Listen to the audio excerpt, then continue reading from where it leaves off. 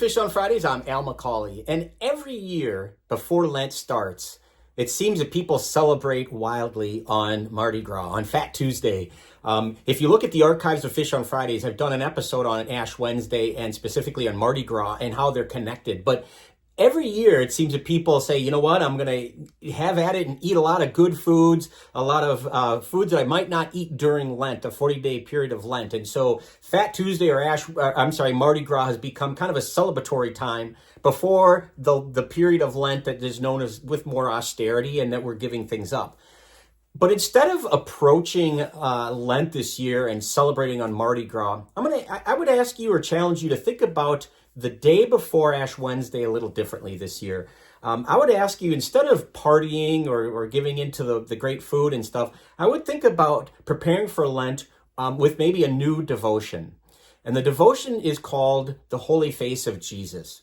And it's something that is celebrated, believe it or not, every Tuesday before Ash Wednesday, every year, that day before Ash Wednesday.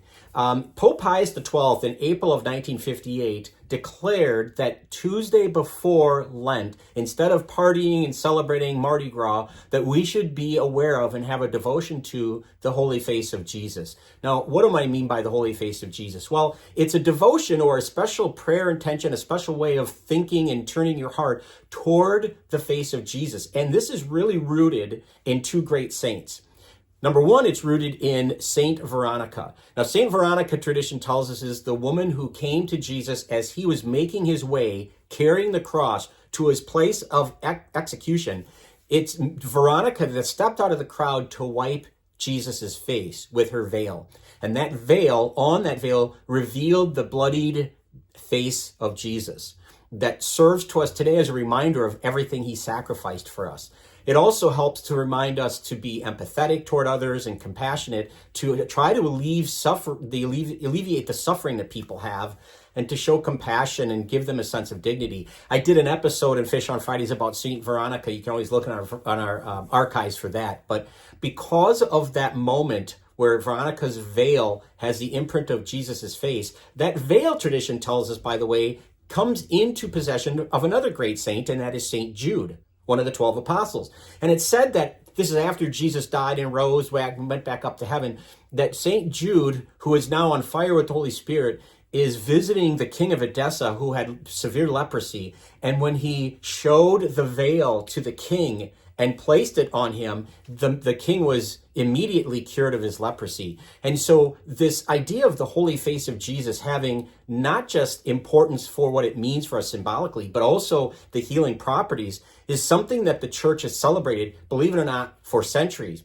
All the way back to St. Augustine, who lived right around the year 400. He had a devotion to the Holy Face of Jesus, this face of suffering, which reminded him of everything that Jesus gave. Fast forward to Saint Bernard of Clairvaux, another saint who had a great devotion to the Holy Face. Probably the saint that's most connected with the Holy Face after Veronica and Jude would be my personal favorite, Saint Therese of Lisieux. Saint Therese, when she became a nun in the Carmelite convent in Lisieux, France, in northern France, she took the name Therese of the Child Jesus and the Holy Face. Those were her two particular devotions, two things that she focused on with her prayer. The idea of child Jesus, the infant Jesus, and the suffering Jesus that's revealed through the veil of Veronica, the Holy Face of Jesus. And so why do we do this?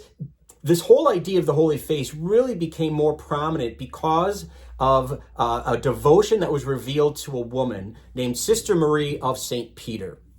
Now, Sister Marie of St. Peter lived around in the middle of the 19th century, and she lived in a place in southern France called Tours, France. And in 1844, this devotion came to her in a form of an apparition, and she was asked to pray to the Holy Face of Jesus to make reparation for violating the first three commandments in particular. How we approach God.